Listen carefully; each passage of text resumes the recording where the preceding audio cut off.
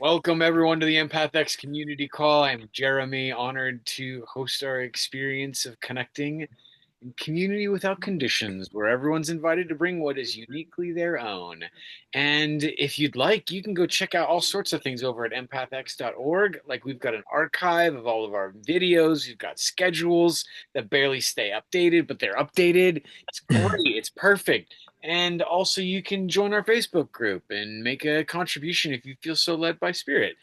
Each week, we have a little 10-minute teaching piece ish and record that. And then we cut the recording off and have a great conversation afterwards. So, if you're listening to this in the aftermath, which I'm happy to report out, if y'all don't know this, people do watch our recordings. Hey. So, yeah, yeah, they really do. I mean, it's a beginning, so it's that the zeros are not as prevalent as anymore. So yeah, it feels Awesome. good. Yeah, Well, it's a great beginning. So this week we have Karen facilitating for us. I'm excited to hear what you have to offer us. Usually really wonderful. Thank you. Well, there's a first time for everything. So, This one's going to be awful. so tonight we are going to talk about the value of a sense of retrospect in your writing. Retro meaning past, and spect from the Latin root for to look or to see. So, retrospect is to see the past or to see things from a perspective of past experience or past knowledge and bring that into the present. I put it to you tonight that all stories are told in retrospect. That may seem obvious, but it is actually something to which I have been given pushback on occasion. People will say, well, what about present tense?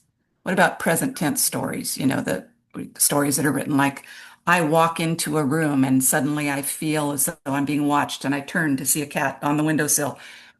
That's a literary conceit. That's something that people use usually to not very good effect, in my opinion, but it doesn't change what I'm saying. You do not begin to tell a story unless you know that you have a story to tell. This is whether you're just speaking to somebody or telling somebody a story about something that happened to you, or you're writing it. I mean, there are people that will just launch in without knowing where they're going. Those are the people that whose calls we let go to voicemail. If you're interested in telling stories that connect with people, you want to have this sense of retrospect. Um, it gives the author a sense of authority, which gives your reader a sense of security. This writer knows where she's going. I'm going to be taken on a journey, and it's going to be meaningful. When you start to tell a story, you already know everything that happened. Writers forget this, though. They get into a mindset of the character who may be clueless about what's going on in the moment and sort of write from that perspective. And what that does is it leaves your reader on shaky ground. Um, when you are writing from a sense of retrospect, can do things like foreshadowing, Mm, which you can't do if you don't know where you're going. It informs your tone and your style because you know what kind of a story that you're telling and where it's going to end up. It Mhm. can even affect your choice of detail. How do you know what to leave in and what to leave out? Well, what about that loose floorboard on the porch? Is that an important detail? Well, if character trips over it and finds a hidden passageway that has a treasure in it, yeah, it's important. Otherwise, leave it out. So, retrospect lends perspective to our writing. We look back with a sense of knowing now what it all means. Um, I brought some examples of ways that this has been done and done really well. And I'll read those to you. I also brought an example of something that is not quite as successful in this regard. So hopefully this will give you more of an example of what I'm talking about. This is often a mistake that writers make when they're writing about young protagonists or from a young person's point of view. They write from this sort of naive, unknowing perspective of a child. Uh, you can write stories about um, young protagonists that still have a sense of retrospect. We talk about To Kill a Mockingbird all the time. One of the trick questions that I ask in my workshop is, how old is the narrator of To Kill a Mockingbird? And Mm, invariably, people who are familiar with the book will say 9. Scout is 9. No, Scout is 9 when the story takes place. The narrator is yeah. an adult looking back. Yeah. Mhm. So this is how that book begins. When he was nearly 13, my brother Jem's arm got badly broken at the elbow. When enough years had gone by to enable us to look back on them, we sometimes discussed the events leading to his accident. I maintain that the Yule started it, but Jem said blah, blah, blah. Okay, so this is a writer very directly, specifically saying what I'm talking about. I am older. Enough years have gone by that I now know what this means. When I was a child, I didn't know. I Mhm. could not impart the wisdom of this story, but since then, I've figured it all out, and I'm about to tell you. This writer is taking us by the hand and saying, "I'm going to tell you a story," and we are assured that she knows what it means. So we want to read on.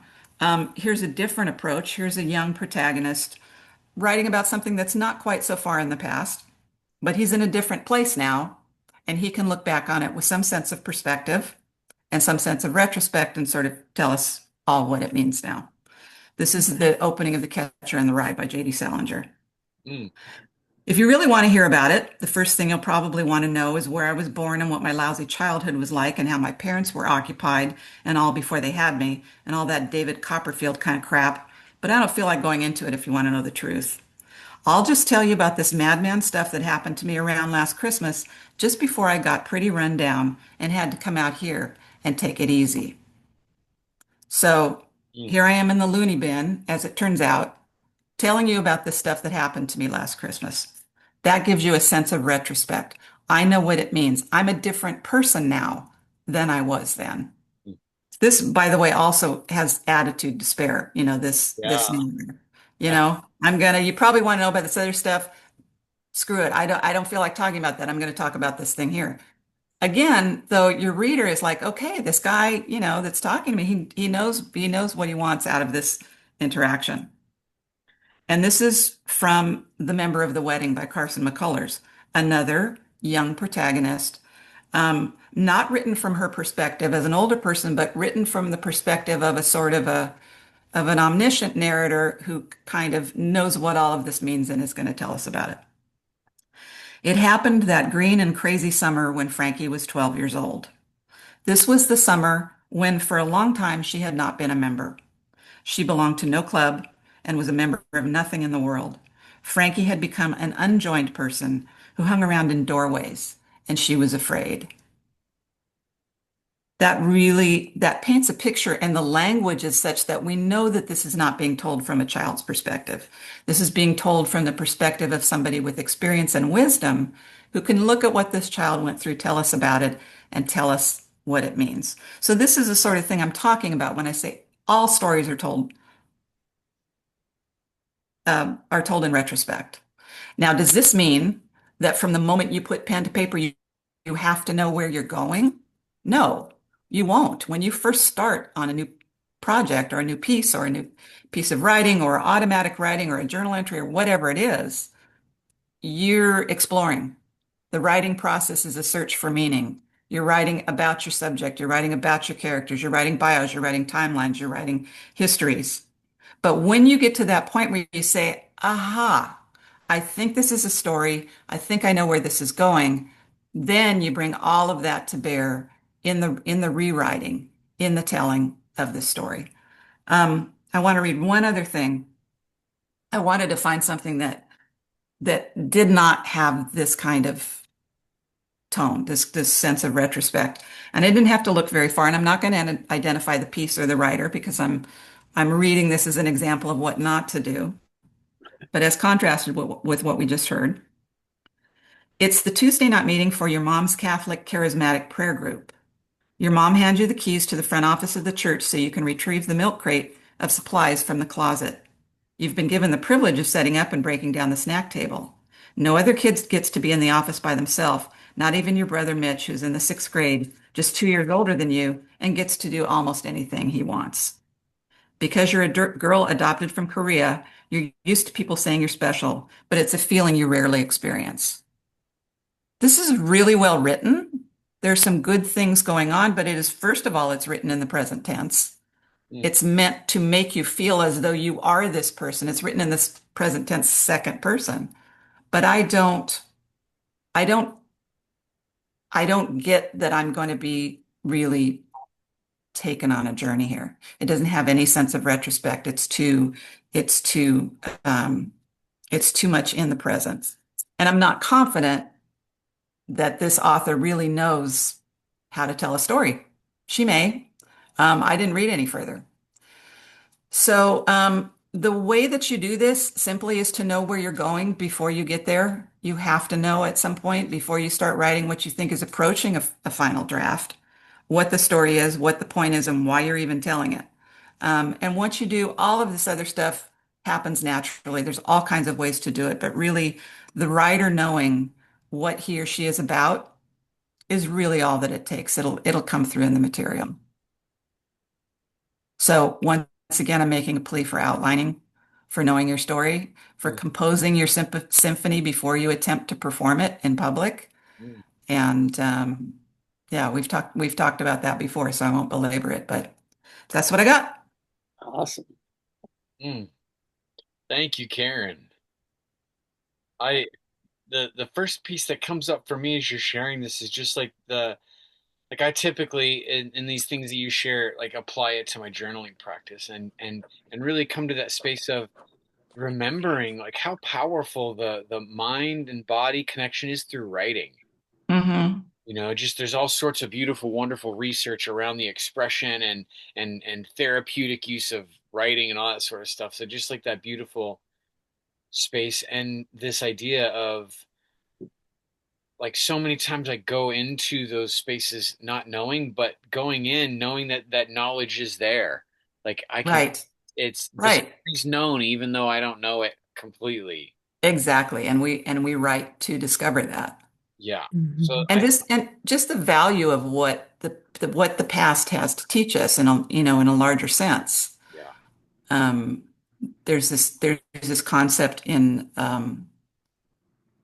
West African Akan people of Sankofa. I don't know if you're familiar with that. You might have seen the symbol for it. It's a bird whose feet are facing one way and the head is pointed back the other direction, Mm, Mm, sometimes holding mm, an egg in its beak.